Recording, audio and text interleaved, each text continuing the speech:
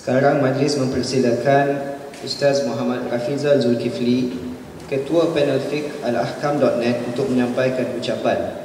Untuk makluman semua, Ustaz Rafizal merupakan graduan pengajian Islam Universiti Al-Ulum di Yaman dan memperoleh ijazah sarjana syariah daripada Universiti Kebangsaan Malaysia dan kini bertugas sebagai guru di Sekolah Agama Al-Hidayah di Kajang.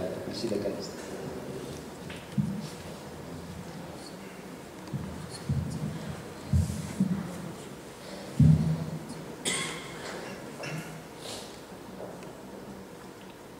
Bismillahirrahmanirrahim.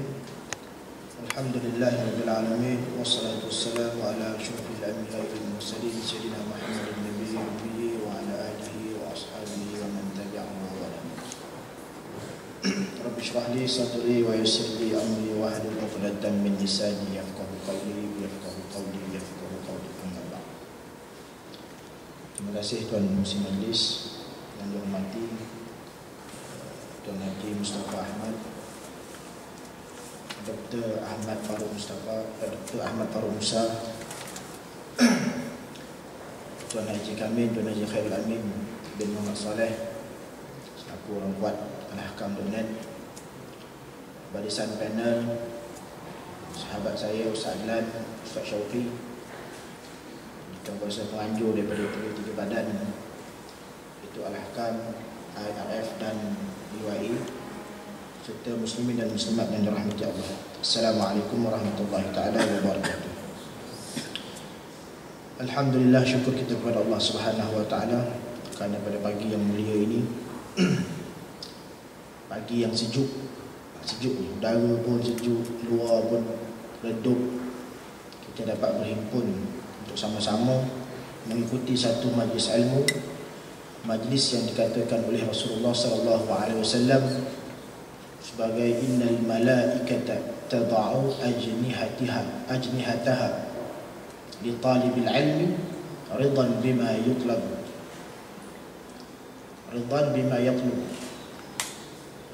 iaitu majlis yang para malaikat meletakkan sayapnya ataupun menaungi para penuntut ilmu kerana redha dengan apa yang dia buat.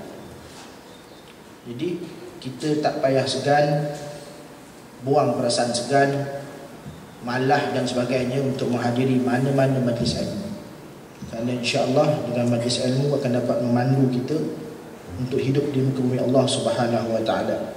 Lebih-lebih lagi dengan program pada pagi ini, iaitu kenaan dengan membahaskan kitab tafsir Al-Quran yang sememangnya menjadi petunjuk untuk kita sebagai hamba Allah Subhanahu wa taala. Muslimin muslimat yang dirahmati Allah, kalau ikut tentatif program tu, saya diberi masa 10 minit je ucap. 10 minit tu mukadimah tadi Nabi dah ni, 10 minit ni. Ikutkan saya dah kena turun ni. 9.20 sampai 9.30 ni dah dekat pukul 10. Memang tak boleh nak ucap panjang sebenarnya. Tapi Ustaz Lan tadi beritahu saya, dia kata dia suruh saya ambil sikit masa Ustaz Lan. Pasal Ustaz Lan punya suara pun tak apa nak keluar. Mungkin dia ambil setengah jam je. Jadi saya ambil sikit lah, ambil kesempatan sikit untuk sentuh beberapa perkara. Sebelum tu, ini adalah seminar yang ketiga yang dianjurkan bersama dengan Al-Ahkam.net. Yang pertama dulu seminar berkenaan dengan hadis 40 Imam Nawawi.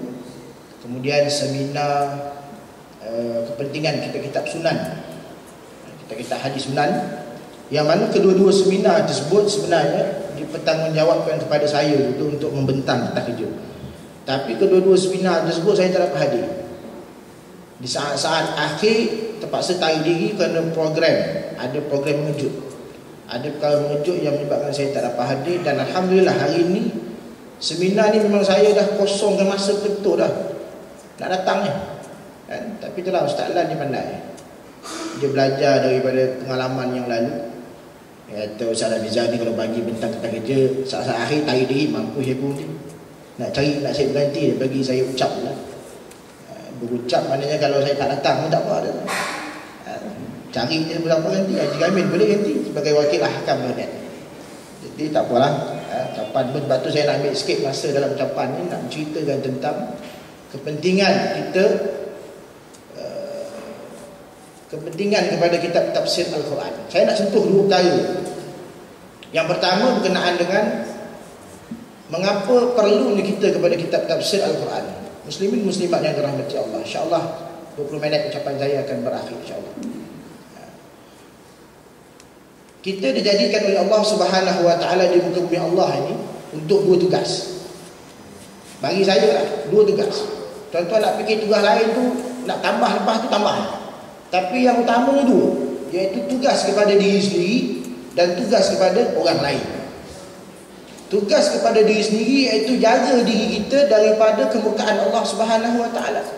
Dan kemudian jaga orang lain juga daripada kemurkaan Allah Subhanahu wa taala. Itu yang disebut dalam Al-Quran, ya ayyuhalladzina amanu qu anfusakum wa ahlikum nar.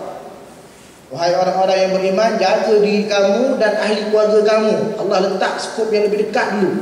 Ahli keluarga tu orang lain lah. Kemudian pergi pada masyarakat, jiran, tetangga dan sebagainya. Maknanya jaga diri kita dan jaga orang lain daripada api neraka Allah Subhanahu wa taala. Jaga diri dengan cara melaksanakan perintah Allah dan meninggalkan segala larangan Allah. Jaga orang lain ialah ta'muruna bil ma'ruf wa tanhauna 'anil munkar. Suruh orang buat ma'ruf dan cegah orang daripada buat munkar. Jadi kita dah tahu tugas kita. Itu tugas utama tu. Kita hidup di muka bumi Allah Subhanahu wa taala. Jadi macam mana bila dah tahu tugas, mana kita nak cari tu guideline, panduan kita, macam mana nak mula, dari sudut mana kita nak mula, apa perintah-perintah yang perlu kita ikut, apa larangan yang perlu kita jauhi, bagaimana nak cegah orang daripada buat munkar, bagaimana nak suruh orang daripada buat ma'ruf. Semua itu dapat daripada inna hadzal Qur'an yahdi lillati hiya aqwam. Dapat daripada kitab Al-Quranul Karim dan sunnah Rasulullah sallallahu alaihi wasallam. Al-Quran ini merupakan petunjuk lillati aqwam, petunjuk jalan yang amat betul, iaitu Islam. Tugas dah tahu, kitab dah tahu, tapi macam mana kita nak ambil? Itu perlu pada tafsir Al-Quran. Lebih-lebih lagi kita orang ajam, orang yang tidak memahami bahasa Arab.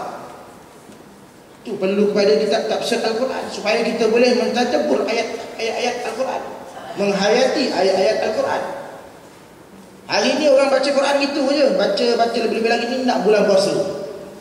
Dia dah letak azam ni, satu hari satu juzuk. Risau dia kalau puasa dah hari yang ke-15, dia baru baca 10 juzuk. Tak lepas lagi ni. Macam mana aku nak khatam ni 30 juzuk untuk 30 hari Ramadan? Dia pun baca ekspres, lintang pukar. Tadabbur pun tak ada, penghayatan pun tak ada, amalan pun tak ada, semua tak ada.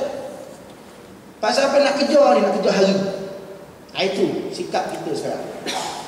Orang yang baca laju tak apa, laju baca dengan tajwid kalau betul, makhraj tak apa lah. Yang mengangkat-angkat pun nak laju juga. Apa dia tulis? Alif mim nun waw. Alif tendang mim, nun tendang waw. Sarkas. Sudin, kata Sudin dalam Pendekar Bujang Lapuk. Kalau baca macam tu macam mana? Pun nak laju juga. Macam mana kita nak mentadabbur Al-Quranul Karim? Macam mana kita nak menghayati Al-Quranul Karim? Sebab tu saya galakkan pada kita semua, pada siapa-siapa, pada diri saya juga, baca Al-Quran ni kalau boleh baca dengan tafsir sekali.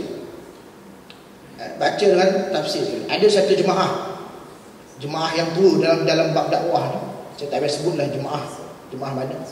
Dia kata kalau baca Quran dengan tafsir sesat. Itu masalah tu. Baca Quran dengan tafsir sesat. Yang baca dengan tafsir baca Quran, baca ayat, itu masalah juga. Sebab perintah mentadabbur Al-Quran ini perintah daripada Allah, perintah daripada Rasulullah sallallahu alaihi wasallam. Allah sebut dalam Al-Quran, afala yatadabbaruna Al-Quran am ala qulubin aqfaluha. Dua perkara. Tuan-tuan pilihlah. Apakah mereka tidak memperhatikan Al-Quran atau hati mereka telah terkunci? Pilih dulu. Nak tadabbur Al-Quran ke atau nak suruh hati itu terkunci? Tak tadabbur Al-Quran maknanya hati kita terkunci lah.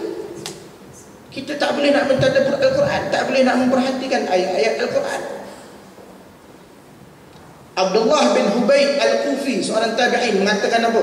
Dia kata Uthman bin Affan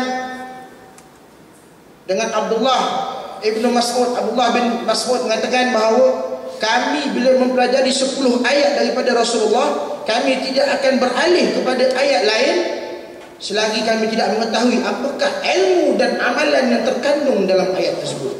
Maknanya kami mempelajari Al-Quran, ilmu dan amalan serentak. Itulah rahsia di antaranya menyebabkan para sahabat, Ibnu Umar contohnya juga, menghafaz suratul Baqarah bertahun-tahun lekat.